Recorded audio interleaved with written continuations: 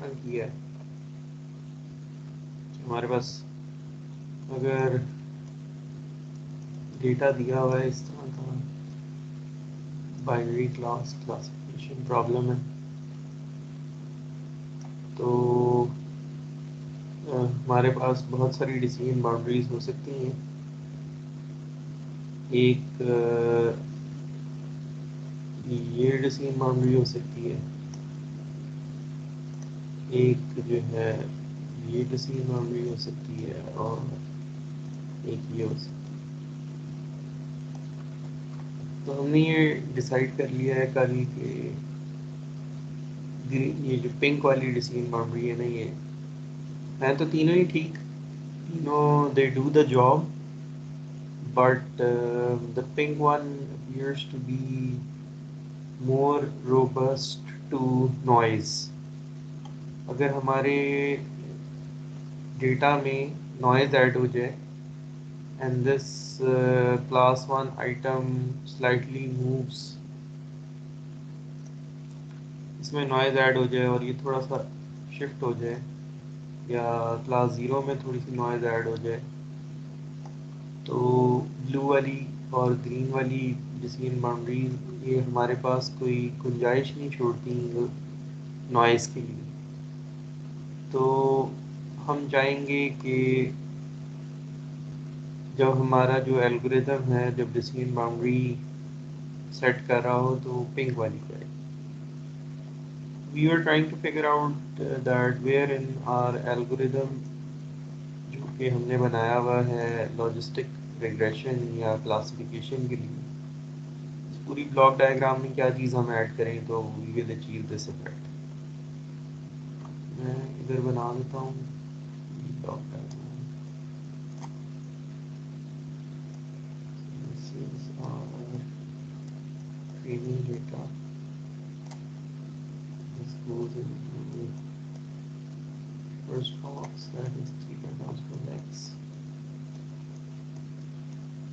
and then this goes into sigmoid box, and then the output of the sigmoid box, when the provided output, we compare it, and then we have this regularization block, and then we have this gradient descent, it completes the loop. तो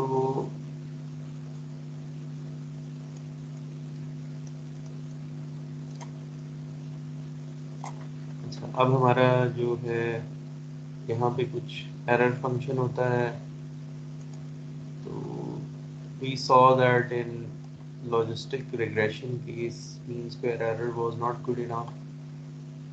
We had to modify our cost function, which involved log terms, but it was fulfilling our requirements. What were our requirements?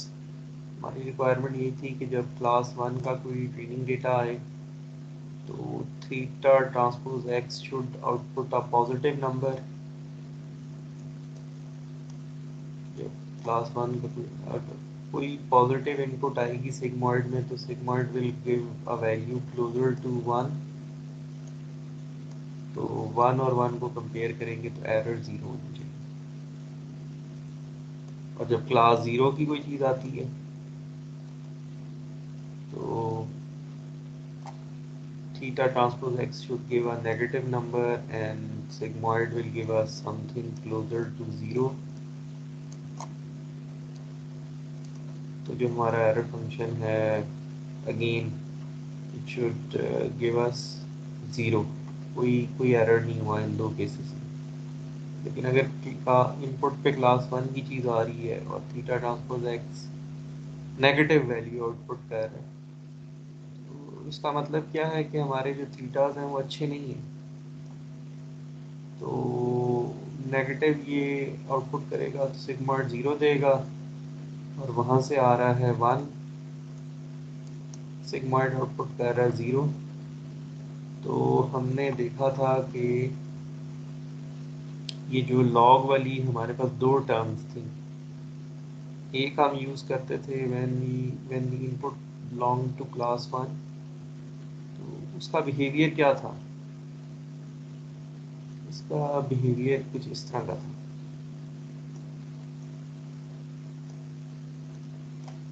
कि अगर तो input आ रही है one के पास पास, तो error में कुछ भी ऐड नहीं होगा। और अगर वन के अलावा कुछ और आ रहा है तो इसका मतलब है कि सिस्टम गलती कर रहा है। सिग्मॉइड ने यही करना है, वन या ज़ीरो के बीच में कोई वैल्यू आउटपुट करना है। तो मैक्सिमम गलती यही हो सकती है कि इनपुट पे क्लास वन का आइटम आ रहा हो और सिग्मॉइड ज़ीरो आउटपुट कर रहा हो। मैक्सिमम गलती ज़ीरो वाली है, तो ज़ीरो उसने अगर आउटपुट कर दिया तो हम एरर में बहुत बड़ी वैल्यू कोई ऐड कर देंगे। इसी तरह क्लास ज़ीरो के लिए है कि हमने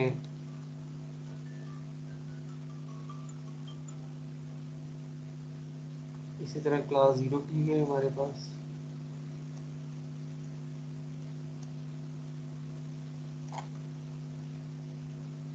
कि अगर तो क्लास ज़ीरो के लिए सिग्मॉइड वन आउटपुट कर दे तो हम बहुत बड़ा नंबर ऐड कर देंगे अपनी एरर में, क्योंकि ये मैक्सिमम गलती होगी। और अगर सिग्मॉइड ज़ीरो आउटपुट कर रहा है तो एरर में कुछ भी नहीं ऐड होगा, वो ठीक फैसला होगा। ये these two error functions we were using, तो ये यहाँ पे लिखे भी हुए हैं, ठीक है। तो दोनों में से एक टर्म ही यूज़ होती है एक वक्त में। क्लास वन से कोई आइटम, जब इनपुट पे क्लास वन वाला आइटम आ रहा है तो वाई वन है तो the left term will be used, और व्हेन इनपुट पे क्लास ज़ीरो वाला आइटम है तो the second term will be used. At a time एक टर्म ही यूज़ हो रही होती है। For all the rows in our training data, we add this thing. अगर तो डिसीजन सही हो रहा है तो समेशन की वैल्यू क्या होगी?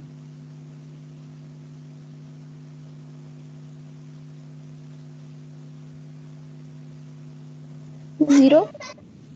ज़ीरो। और अगर कुछ और है तो फिर ये एरर ज़्यादा होगा। तो एरर ज़्यादा होने का मतलब ये है कि हमारे थीटा अच्छे नहीं है, तो इस वजह से फिर हमने ग्रेडियंट डिसेंट यूज़ किया हुआ है कि वो थीटा की वैल्यूज़ को अपडेट करेगा ताकि ये एरर कम हो जाए। और हम ये अज्यूम कर रहे हैं कि ये जो फंक्शन है ये कॉन्वेक्स फंक्शन, तो with the passage of time iterations बढ़ेंगी तो थीटा से ही सिलेक्ट हो जाएंगे। अच्छा, तो ये वाला हम ऑपरेशन करेंगे तो ये इन तीनों में से ब्लू वाली बाउंड्री भी आ सकती है, ग्रीन वाली भी आ सकती है और पिंक वाली भी आ सकती है। तो we are not forcing our algorithm to select the pink वाली बाउंड्री, तो we have to modify this block slightly ताकि ये पिंक वाली बाउंड्री आ जाए। तो वो उसके लिए एक ट्रिक लोगों ने यूज़ करने को कहा है। उन्होंने कहा कि अच्छा आप ज़रा प्लॉट तो करके देखें अपनी टर्म्स को, एरर टर्म्स को, ये minus log of H theta of x को प्लॉट करके देखें। ये नीचे लेफ्ट पे प्लॉट बना हुआ है। तो उन्होंने कहा कि जी आप instead of using the error function plotted this smooth error function की जगह ना आप ये वाला जो पिंक में ड्रॉ किया हुआ है ना, ये वाला एरर फंक्शन यूज कर लें। तो क्या फ़र्क पड़ेगा अगर हम ब्लैक वाला एरर फंक्शन यूज़ करने के बजाय उस जैसा पिंक वाला फंक्शन यूज़ कर लें?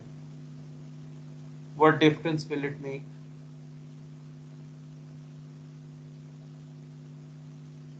कुछ तो फ़र्क पड़ेगा ना। सर ब्लैक थोड़ा सा फ्लेक्सिबल है और पिंक जो है बहुत यानी कि बहुत स्ट्रिक्टेड है और बिल्कुल लीनियर है और बिल्कुल जीरो हो रहा है। हाँ, तो हमने देख लिया है कि हम कोई अपना एरर फंक्शन ना ऐसे ही नहीं चेंज कर सकते। हमने हमें वहाँ we get into trouble if we just change our error function. What are the challenges that we have to face कि जब हम अपना एरर फंक्शन चेंज करते हैं?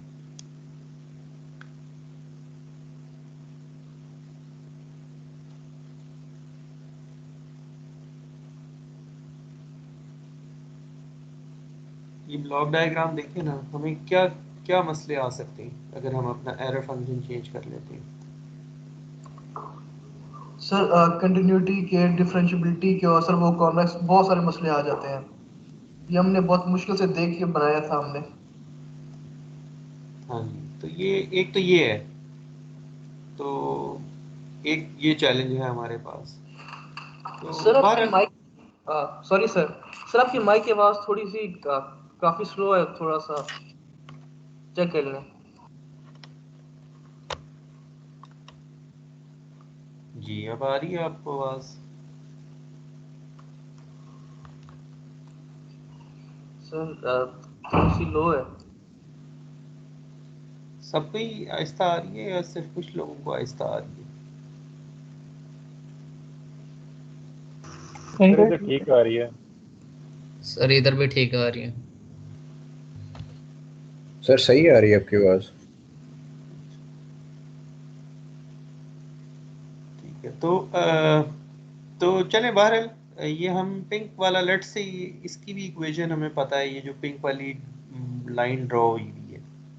और हम अभी फ़िलहाल ये अज्यूम कर लेते हैं कि ये जो पिंक वाली लाइन है ना, इसकी भी कोई इक्वेशन है जो कि हमें पता है। अ, और वो जो है ना, उससे जो एरर फंक्शन बनेगा वो डिफरेंशिएबल है और कॉन्वेक्स भी है। तो let's let's assume that for now. तो द इंटरेस्टिंग थिंग इज़ कि अगर हम ब्लैक वाले की जगह पिंक वाला यूज़ करना शुरू कर देंगे तो दोनों में कुछ ख़ास फ़र्क तो नहीं है। तो फिर ऐसा कैसे हो जाता है कि ये वाला अगर हम एरर फंक्शन यूज़ करेंगे तो we will be getting the pink वाली डिसीजन बाउंड्री? ये कैसे हो जाती है? बस तो we have to find out this thing. तो फिर क्या होगा, ये जो ऊपर आपके पास ये रेड बॉक्स में इक्वेशन लिखी हुई है, इस इक्वेशन की जगह we have to use the equation of these pink वाली लाइंस, जो भी होगी उसकी इक्वेशन। तो अभी हम लिख के देखते हैं वो क्या होगी। तो ब्लैक वाली लाइन में और पिंक वाली लाइन में थोड़ा सा फ़र्क है। पिंक वाली लाइन में, पिंक वाली कॉस्ट में हम इंसेंटिव दे रहे हैं कि जैसे ही Z1 से बड़ा होता है ना तो कॉस्ट एकदम से कम हो जाती है। जैसे ही Z1 से बड़ा होता है तो कॉस्ट ज़ीरो हो जाती है। Do you agree with this thing? Yes sir. ठीक है ना, तो थोड़ा तो आपने उसको लालच दिया है कि अगर अगर थीटा ट्रांसपोज एक्स 1 आउटपुट करेगा तो कॉस्ट ज़ीरो हो जाएगी। तो जो हमारी ब्लॉक डायग्राम में ग्रेडियंट डिसेंट होता है उसका क्या काम होता है? कॉस्ट को मिनिमाइज करना।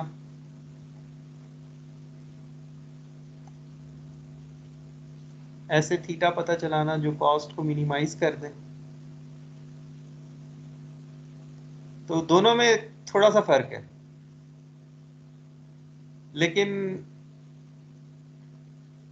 फर्क है। मतलब ऐसे नहीं है कि इसको पिंक वाले से रिप्लेस कर देंगे पुराने वाले को तो कुछ फर्क नहीं पड़ेगा। अब सिस्टम को ये नजर आ रहा है कि अगर मैं कोशिश करके थीटा ट्रांसपोज एक्स या जेड को ग्रेटर देन 1 करने में कामयाब हो जाता हूँ ना, तो कॉस्ट एकदम से जीरो हो जाएगी। पहले कॉस्ट जीरो नहीं होती थी, कुछ ना कुछ उसकी वैल्यू होती थी। कॉस्ट जो है ना वो ग्रेजुअली ग्रेजुअली कम हो रही होती थी। तो थीटा ट्रांसपोज एक्स को 1 करना या 2 करना या 3 करने से ना कॉस्ट में बहुत कम फर्क आ रहा था। लेकिन ये पिंक वाली लाइन यूज करने में ये हुआ है कि जैसे ही theta transpose X is greater than 1 cost एकदम से जीरो हो जाती है। थोड़ा सा उसको इंसेंटिव है कि वो थीटा ट्रांसपोज एक्स को ग्रेटर देन 1 कर दे। ठीक है।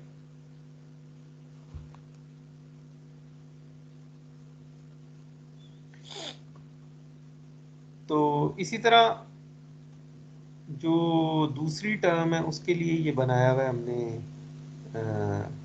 प्लॉट कर लिया हमने एरर। तो z is theta transpose x। ये जो निचले वाले प्लॉट में z है ना, z का मतलब ये है कि एरर फंक्शन का इनपुट क्या है। तो that is theta transpose x। ये दूसरे वाला जो नेगेटिव केस में है, इसके लिए भी हमने ना ये वाली एरर यूज करना शुरू कर दी है कि हम उसको इंसेंटिव दे रहे हैं कि अगर तुम किसी तरीके से थीटा ट्रांसपोज एक्स को -1 कर दोगे ना, तो एकदम से कॉस्ट जीरो हो जाएगी।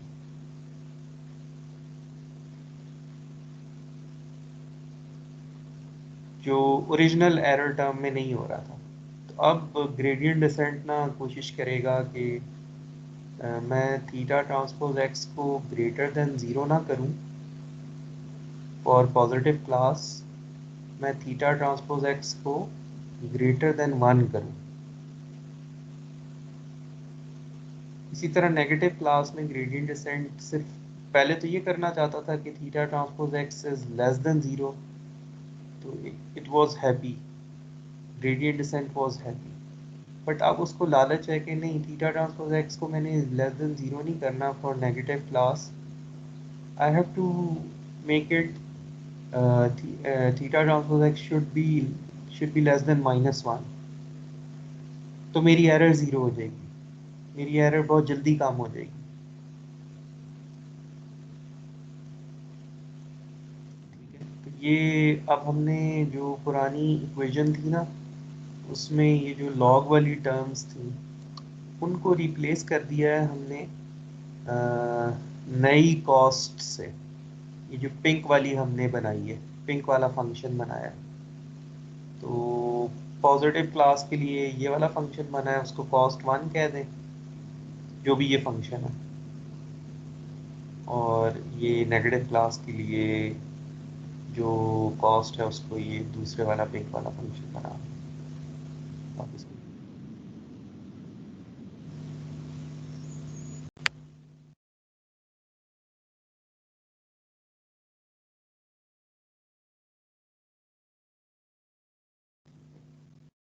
तो एक तो ये चीज़ हो गई कि हमने अ, थोड़ा सा अपना कॉस्ट फंक्शन को थोड़ा सा चेंज किया। तो एक ये चेंज हमने किया था, और ये जो समेशन के साथ हम सी लिख रहे हैं इससे क्या फ़र्क पड़ेगा। ये जो कांस्टेंट है सी, जिसको इसको अब हमने पहली वाली टर्म के साथ लिखना शुरू कर दिया है। पहले हम लेमडा लिखते थे रेगुलराइजेशन वाली टर्म के साथ, दूसरी वाली टर्म के साथ। अब उसकी जगह हमने एक कांस्टेंट एक स्केलर वैल्यू है वो पहले वाली समेशन के साथ मल्टीप्लाई करना शुरू कर दी। तो what difference does it make?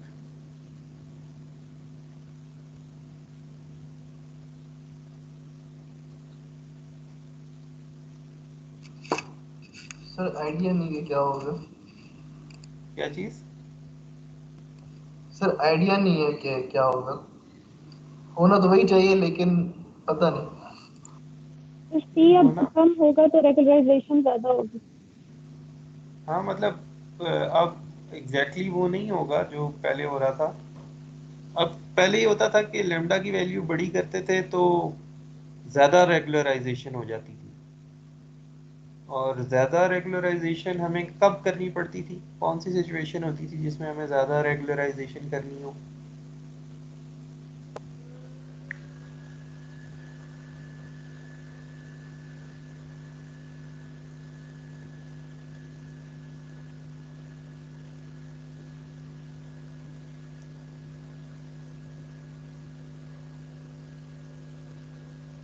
When do we need more regularization? तो जब ओवर फिटिंग हो रही हो हायर ऑर्डर टर्म की वजह से। हाँ, तो फिर हम लेमडा बढ़ा देंगे। अच्छा, अब इस सिचुएशन में क्या हो रहा है कि सी को बढ़ाने का मतलब ये है कि ज़्यादा इम्पोर्टेंस मिल रही है पहली वाली टर्म को। टोटल कॉस्ट तब कम होगी जब पहली वाली टर्म कम होगी, और पहली वाली टर्म कम करने के लिए हम कोई भी ज़रूरत से ज़्यादा फ्लेक्सिबल डिसीजन बाउंड्री यूज़ कर सकते हैं। तो अब अगर हम सी बढ़ाएंगे तो इसका दूसरे लफ्ज़ों में मतलब ये है कि हम रेगुलराइजेशन को कम कर रहे हैं। We want our decision boundary to be flexible, and it can only be flexible if we allow the higher order terms to exist. तो बस ये फ़र्क है और तो कुछ नहीं है। पहले भी जो स्केलर था वो दोनों टर्म्स के दरमियान किसको ज़्यादा इम्पोर्टेंस मिलनी चाहिए, या इम्पोर्टेंस मिलने के ऑल्टरनेटिव स्टेटमेंट ये है कि किस टर्म को कम करें तो ओवरऑल कॉस्ट कम होती है। अगर लेमडा बढ़ाते थे तो रेगुलराइजेशन वाली टर्म कम होती है तो टोटल कॉस्ट कम होती है। अब सी बढ़ाएंगे तो जब ये जो एरर टर्म है ये कम होगी तो टोटल कॉस्ट कम होगी। तो दोनों टर्म्स को कम करने के लिए ना डिफरेंट दोनों कॉस्ट कम करें तो डिफरेंट रिजल्ट आता है। एरर कम करनी हो तो फ्लेक्सिबिलिटी बढ़ानी पड़ती है, रेगुलराइजेशन कम करनी हो तो फ्लेक्सिबिलिटी कम करनी पड़ती है। तो बस ये स्पोर्ट वेक्टर मशीन वाले जो हैं वो उनको जिस टीचर ने पढ़ाया था ना उसने कांस्टेंट पहली वाली टर्म के साथ मल्टीप्लाई कर दिया था। तो इस वजह से लिटरेचर में जब भी स्पोर्ट वेक्टर मशीन आएगा तो उसमें जो स्केलर की बात हो रही होगी वो पहली वाली टर्म के साथ मल्टीप्लाई होगा। For example you are using a software और वो पूछेगा आपसे कि अच्छा ये मैं स्केलर की वैल्यू बढ़ाऊं या कम करूं। तो अगर तो स्पोर्ट वेक्टर मशीन है ना तो आपको पता है कि ये स्केलर पहली वाली टर्म के साथ मल्टीप्लाई होना है जाके। ठीक है, तो एनीवेज दिस इज ये सी को अभी फिलहाल हम भूल भी जाएं तो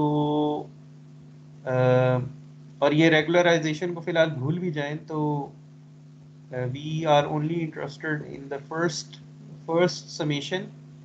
और हमने देख लिया है कि हमने इंसेंटिव दिया है अपने ग्रेडियंट डिसेंट को कि instead of बेयरली getting the answer right,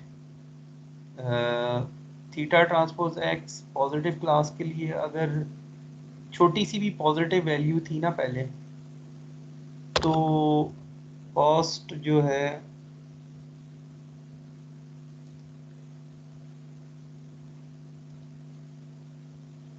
तो ये वाला केस हम डिस्कस कर रहे हैं कि लेट्स से हम ग्रीन वाली डिसीजन बाउंड्री देखते हैं। तो ये वाला डेटा आइटम है this one, it is on the right side of this boundary. तो theta transpose x will be positive, and for positive value sigmoid gives us something closer to 1. तो थोड़ा सा दूर हो जाता था तो again the value would be closer to 1. तो उसको कोई खास फायदा नहीं हो रहा था ग्रीन वाली बाउंड्री के अलावा कोई बाउंड्री सिलेक्ट करने का। तो अब हमने उसको इंसेंटिव दे दिया है। ये जो नई वाला कोस फंक्शन बनाया है ना, उसमें हमने कहा है कि नहीं, थीटा ट्रांसपोज एक्स ना वो 1 होना चाहिए, जीरो जीरो मतलब सिर्फ पॉजिटिव नहीं होना चाहिए, 1 होना चाहिए। तो 1 कैसे होगा? थीटा ट्रांसपोज एक्स 1 कैसे हो सकता है? 1 वो तब हो सकता है जब ये डेटा सैंपल और डिसीजन बाउंड्री के दरमियान डिस्टेंस ज़्यादा हो।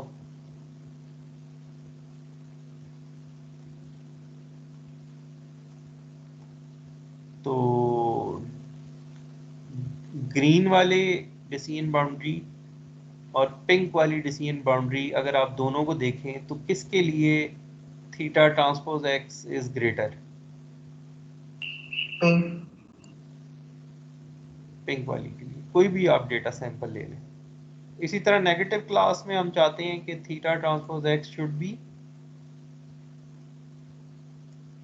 For the negative class we want it to be -1। तो पिंक वाली बाउंड्री और ब्लू वाली बाउंड्री में दोनों में से किसके लिए, इस डेटा सैंपल के लिए the value will be more negative? Pink again, pink वाली। पिंक वाली के लिए। तो ये थोड़ी सी जो हमने मॉडिफिकेशन की है अपने कॉस्ट फंक्शन के साथ, वो इंसेंटिव दे रही है कि वो वाली डिसीजन बाउंड्री सेलेक्ट की जाए जो डेटा सैंपल से दूर दूर हो, और अगर वो वाली बाउंड्री आ जाएगी तो दैट वो हमें कोई मार्जिन दे देती है गलती का। ये देखेंगे, ये जो पिंक वाली बाउंड्री है ना, ये दोनों डेटा सैंपल से, दोनों क्लासेस से दूर है। तो ये जो दूर है ना, it is called this margin, SVM margin. तो हम खुश हैं इस मार्जिन से, क्योंकि अगर हमसे थोड़ी बहुत गलती हो भी जाए फीचर्स कैलकुलेट करने में एट टेस्ट टाइम, तो हमारी बचत हो जाएगी पिंक वाली बाउंड्री के केस में। तो this is one thing which made SVMs popular, कि गलती की गुंजाइश उसने दे दी हमें।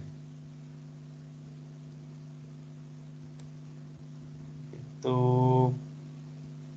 दैट इज इट, ये हमने कर लिया है। तो अब हम प्रूव करते हैं अभी कि हम मैथमेटिकली भी प्रूव कर देते हैं कि ये जो इंट्यूशन है कि ग्रेडियंट डिसेंट को इंसेंटिव मिला है और वो जो है पिंक वाली ही बाउंड्री सिलेक्ट करेगा। तो वी विल प्रूव इट। तो उससे पहले कुछ सिंपल मैथमेटिकल रिवीजन है, वो आपने मुझे करके बतानी है जल्दी से। अगर आपके पास दो वेक्टर्स हैं, लेट्स से आपके पास दो वेक्टर्स हैं,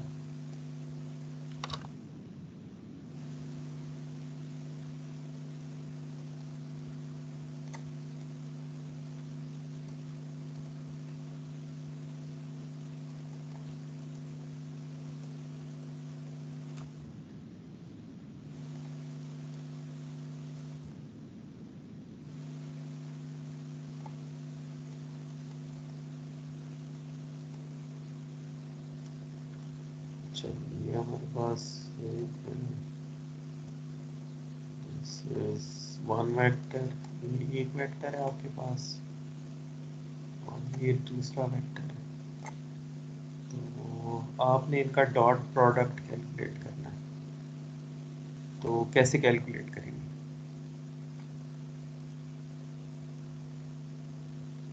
डॉट प्रोडक्ट फर्स्ट करें, ये पहला वाला वेक्टर है x1 x2 और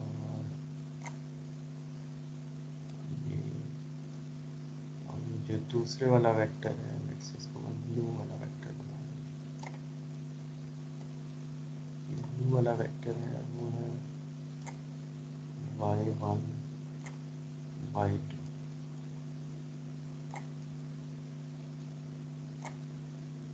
तो इन दोनों वेक्टर्स का डॉट प्रोडक्ट कैसे कैलकुलेट करेंगे?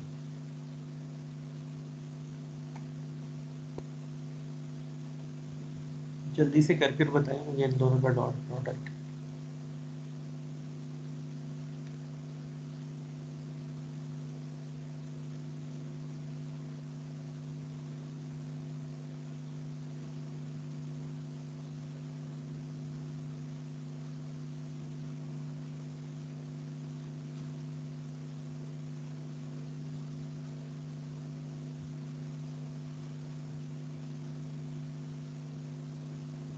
Sir x1 y1 plus x2 y2।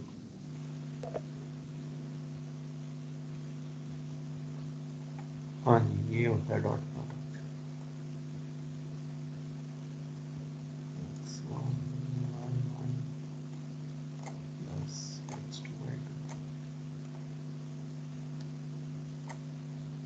तो ये डॉट प्रोडक्ट हमने कैलकुलेट कर लिया।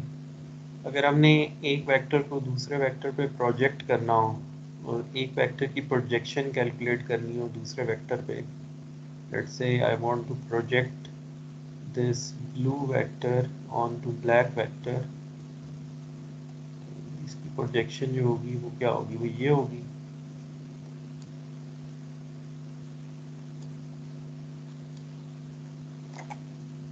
तो अगर मैं ये मैग्नीट्यूड कैलकुलेट करना चाहूँ, वो कैसे करते थे आप?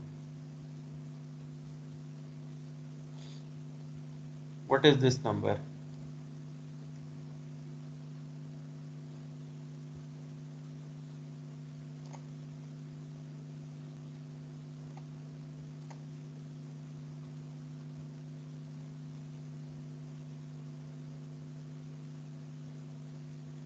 एक वेक्टर की दूसरे वेक्टर पे प्रोजेक्शन कैसे कैलकुलेट करते हैं?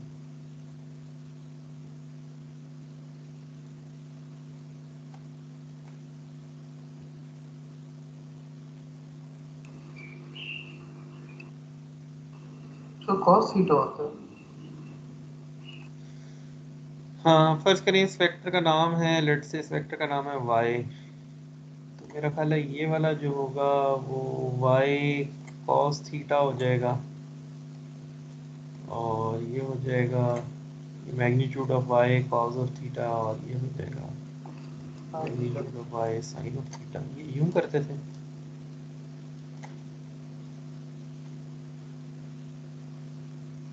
तो ये होता है ना दो वेक्टर्स का dot product a dot b equals to magnitude of a magnitude of b cos of theta। तो ये जो चीज होती है b cos of theta, it is the projection of vector b on vector a। तो dot product तो हमने calculate कर लिया है ना दो वेक्टर्स का। तो ये एक नंबर होगा। This number is equals to the magnitude of first vector, magnitude of second vector into cos of theta। तो this is equal to this thing। ये आप लोगों ने किया हुआ है। ये थीटा क्या है? ये दो वेक्टर्स के दरमियान जो एंगल है। You have done this thing many times। तो अच्छा, तो अगर दो वेक्टर्स में एंगल 90 से बड़ा हो फिर क्या होता है? अगर एक वेक्टर ये हो और एक वेक्टर ये हो, तो now let's say this is vector x and this is vector y, and you want to project the vector y on to vector x, तो क्या होगा?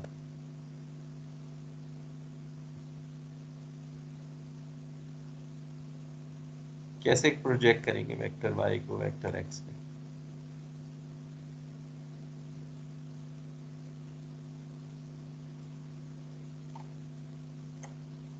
ये प्रोजेक्शन होगी ना।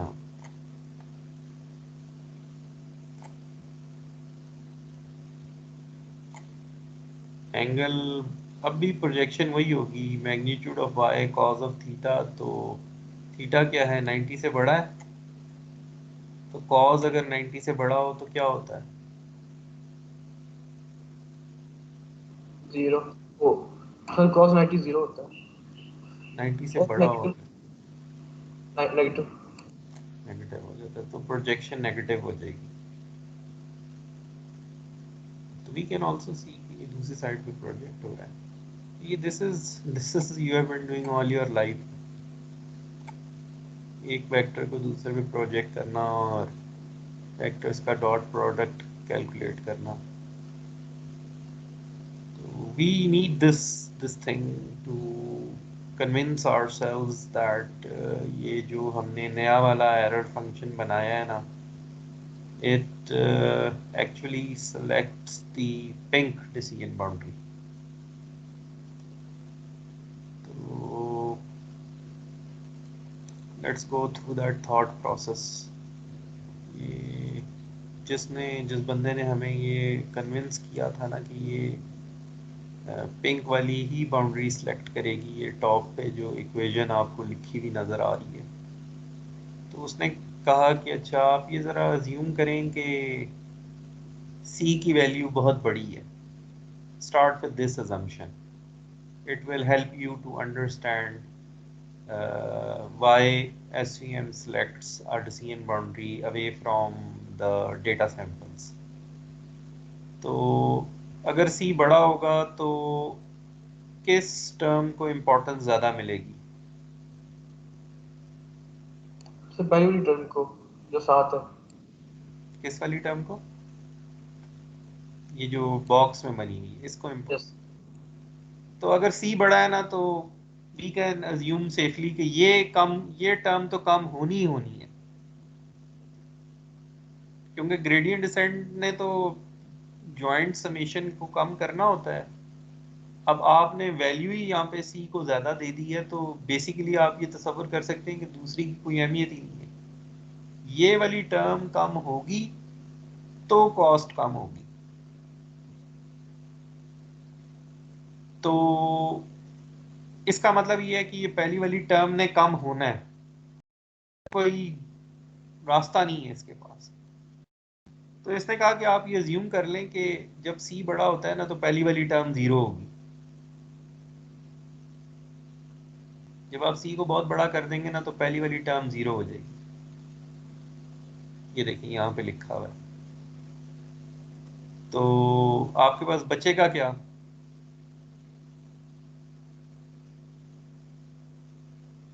C अगर बड़ा आपने किया तो पहली वाली जो ब्लू में चीज लिखी हुई है उसने 0 होना ही होना है, आखिर में होगा, लेकिन होना है उसने 0 या कम होना है उसने। Do you agree with this thing? Yes sir तो ये जो ऊपर इक्वेशन लिखी हुई है ना वो कन्वर्ट हो जाती है। वो कहता है कि आप जरा इमेजिन करें कि फ्यूचर में क्या होने जा रहा है। उसने कहा कि जी आप मिनिमाइज करना चाह रहे थे कुछ, तो वो पहली वाली टर्म तो फ्यूचर में 0 होगी, आपके पास बच जाएगा, जो कुछ बचेगा वो जो दूसरी वाली टर्म है वही बचेगी। j equals to 1 to n theta j square. अच्छा, कहते हैं कि अगर मैं ये सिर्फ ये वाली इक्वेशन लिख दूं ना जो अभी आपके सामने मैंने ब्लैक में लिखी है, अगर मैं ये वाली इक्वेशन लिख दूं ना तो ये it doesn't represent the true picture. आपने आपने कुछ this equation given on the top of this page gets converted into this equation जब आप एक शर्त पूरी करते हैं। वो शर्त क्या पूरी, वो शर्त वो कौन सी कंडीशन थी जिसमें that equation converts into this equation? Sir C बड़ा है, C बड़ा है, कॉस्ट ने यस कम होना ही होना है। कॉस्ट कब कम होती है? जब थीटा ट्रांसपोज एक्स वो करे जो हम चाहते हैं। Yes sir. ठीक है, तो इसको मैथमेटिकली यूं लिखते हैं, सब्जेक्ट टू वो जो शर्तें हैं, subject to a theta transpose X is greater than 1 और y equals to 1 and and में कैसे and theta transpose X is less than -1 when y is equals to 0। बस ये मैथमेटिशियंस ने कोई तरीका लिखा हुआ है जो सारी हमने प्रोसेस किया है ना, उसको मैथमेटिकली यूँ रिप्रेजेंट कर रहे हैं कि वो जो इक्वेशन थी ना वो इस इक्वेशन वो इक्वेशन इसके बराबर है अगर ये शर्तें पूरी होती हैं तो वो सही है, क्या दो शर्त? कंस्ट्रेंट है या फोर है? मतलब चार कंस्ट्रेंट है टोटली या टू कंस्ट्रेंट? ये जो सब्जेक्ट टू में आपने लिखे हैं। दो ही है ना। Okay okay sir. तो ये जिन्होंने तो अब तो सेमेस्टर खत्म हो गया ना, तो आप में से जो तो कन्वर्ट पढ़ रहे हैं ना कॉन्वेक्स ऑप्टिमाइजेशन वाला कोर्स, उन्होंने ये बहुत दफ़ा देखा होगा इस तरह की चीज़ें लिखी हुई। Yes sir. ठीक है, तो पहली पहली दफ़ा देखे ना तो वो चीज़ अजीब लगती है, लेकिन वो जो हमने कल बात की थी कि कुछ अरसा गुजरता है ना तो वो उसके वो जो अजीब लगने वाली प्रॉपर्टी है या इम्पोर्टेंट लगने वाली प्रॉपर्टी है वो ख़त्म हो जाती है। एनीवेज,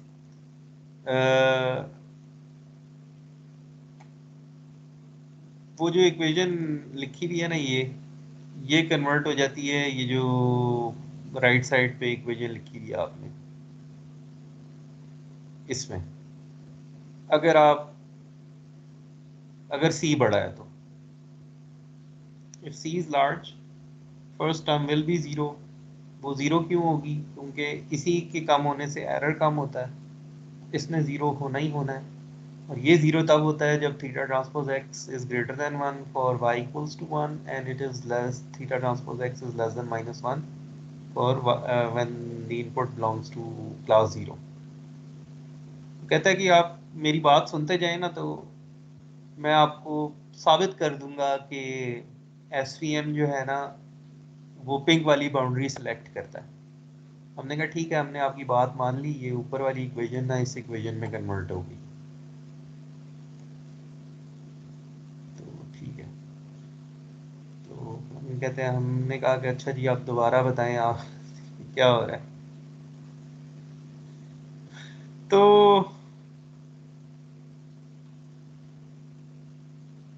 ये यहाँ पे कहाँ पे हम इधर तक पहुंच गए।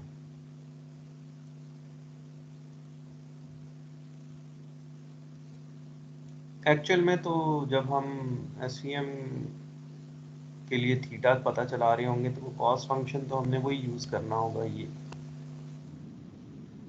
में तो हमने यही ये जो ऊपर नज़र आ रहा है यूज़ हम यही करेंगे। अभी बस हम we are just agreeing so that we can figure out के कैसे ये वाली इक्वेशन पिंक वाली बाउंड्री तक हमें लेकर जाती है। हम यहाँ तक पहुँच गए हैं अब।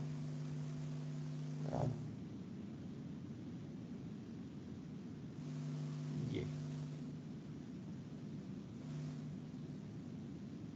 हाँ, अब जरा पहली इक्वेशन को देखें, वो क्या है? Theta 1 square plus theta 2 square.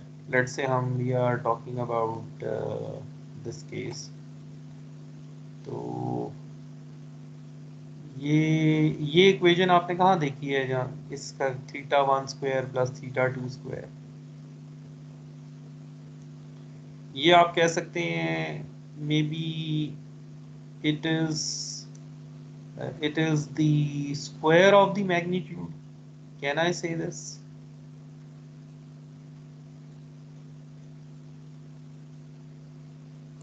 ये जो वेक्टर थीटा है ये उसका मैग्नीट्यूड स्क्वायर है, क्या मैं कह सकता हूँ? ये जो यस सर। एक वेक्टर थीटा है, उसके कुछ कंपोनेंट्स हैं थीटा 1 एंड थीटा 2, और अगर मैं ये चीज़ लिखूंगा ना theta 1 square plus theta 2 square, तो इट मीन्स दैट जो भी उसका मैग्नीट्यूड है मैं उसका स्क्वायर ले रहा हूँ।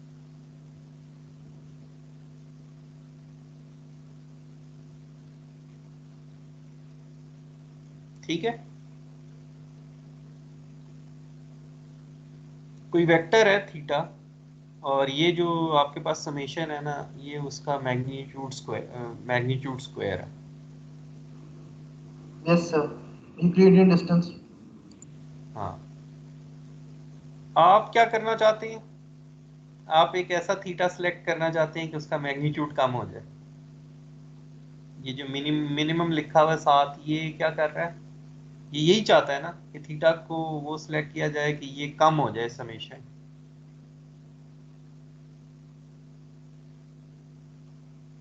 ये समेशन कम हो जाए। This is what your goal is. अभी ये जो ब्लैक में इक्वेशन लिखी हुई है ना, इसका ये मतलब है। तो हमने कहा कि अच्छा एक वेक्टर है और उसका हमने मैग्नीट्यूड कम करना है। अच्छा, ये तो हो गया समेशन वाली टर्म के लिए। ये जो सब्जेक्ट टू है इसमें जरा देखें क्या हो रहा है। सब्जेक्ट टू में ये हो रहा है कि दो चीजों का डॉट प्रोडक्ट हमने बढ़ा, दो चीजों का डॉट प्रोडक्ट है नीचे, वेक्टर थीटा और वेक्टर एक्स का डॉट प्रोडक्ट है। ये जो शर्त रखी थी आपने, ये it is actually converted into a dot product, theta transpose x. तो थीटा ट्रांसपोज एक्स, इसमें ये, हाँ ये ड्रॉ कर दिया ना इन्होंने, एक वेक्टर एक्स है और एक वेक्टर थीटा है। अभी we are just we are just treating our thetas and our input features as vectors so that we understand how SVM gets to that pink decision boundary. ये this is just for understanding. चीज़ें वही लिखी हुई हैं slide के ऊपर, उनको हमने मुख्तलिफ नाम सिर्फ इस वजह से देना शुरू कर दिए हैं ताकि जो हमें बातें पता है ना, हम उनको यूज़ करके वी कन्विंस आवरसेल्व्स के वही होगा जो ये कह रहे हैं। We are not changing anything, it's just that we have started using different words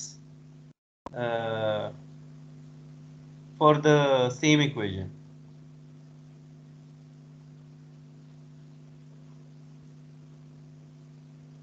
ठीक है, तो I think so let's take a 10-minute break. तो when we come back we will complete this discussion. पहली वाली term चाहती है कि एक वेक्टर है उसका मैग्नीट्यूड कम हो जाए, और दूसरे वाली जो कंडीशन है, ये जो पहली कंडीशन है थीटा ट्रांसपोज एक्स, ये चाहती है कि product should be greater than 1। दो वेक्टर्स का डॉट प्रोडक्ट 1 से बड़ा हो जब y इक्वल्स टू 1 वाला इनपुट आया। तो दो वेक्टर्स का डॉट प्रोडक्ट 1 से बड़ा कैसे हो सकता है? दो वेक्टर्स का डॉट प्रोडक्ट क्या होता है? पहले का मैग्नीट्यूड, दूसरे का मैग्नीट्यूड और कॉज ऑफ समथिंग। तो या हम कहते हैं कि पहले का मैग्नीट्यूड थीटा का मैग्नीट्यूड थीटा वाले वेक्टर का मैग्नीट्यूड, और ये थीटा ट्रांसपोज एक्स को मैं यूं लिख सकता हूँ, can I right theta transpose x, ये जो थीटा वेक्टर है थीटा ट्रांसपोज एक्स को मैं यूं लिख सकता हूँ, मैग्नीट्यूड ऑफ थीटा और p, where p is the magnitude, where p is the projection of vector x on vector theta.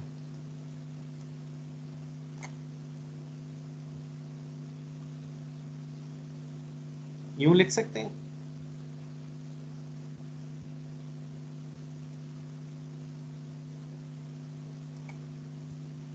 Can I write it like this, इन दो इक्वेशंस को ज्वाइन कर लें, e और p। Yes sir.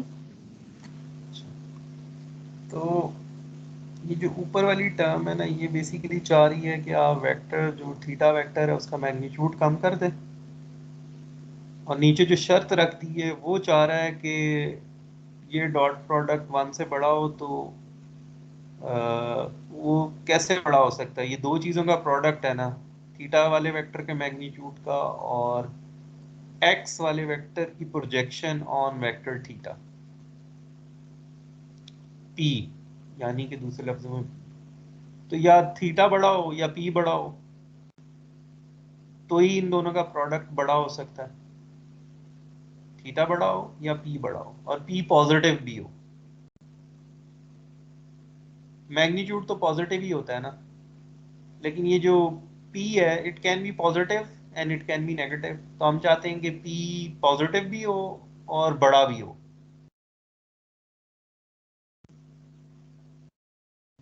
तो आप एक तरफ आप ये कह रहे हैं कि जो वेक्टर थीटा है उसका मैग्नीट्यूड कम होना चाहिए, और दूसरी तरफ आप उससे डिमांड कर रहे हैं कि ये जो प्रोडक्ट है ये भी ज्यादा होना चाहिए।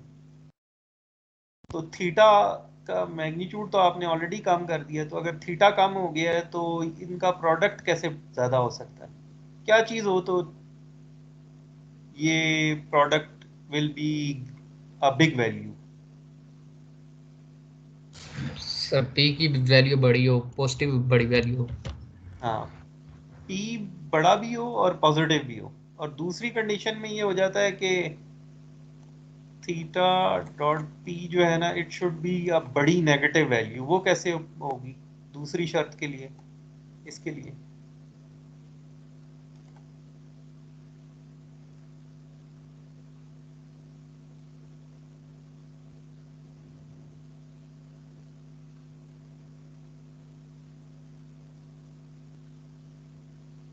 थीटा तो पॉजिटिव, मैग्नीट्यूड तो पॉजिटिव होता है ना, तो वो p जो है वो नेगेटिव हो।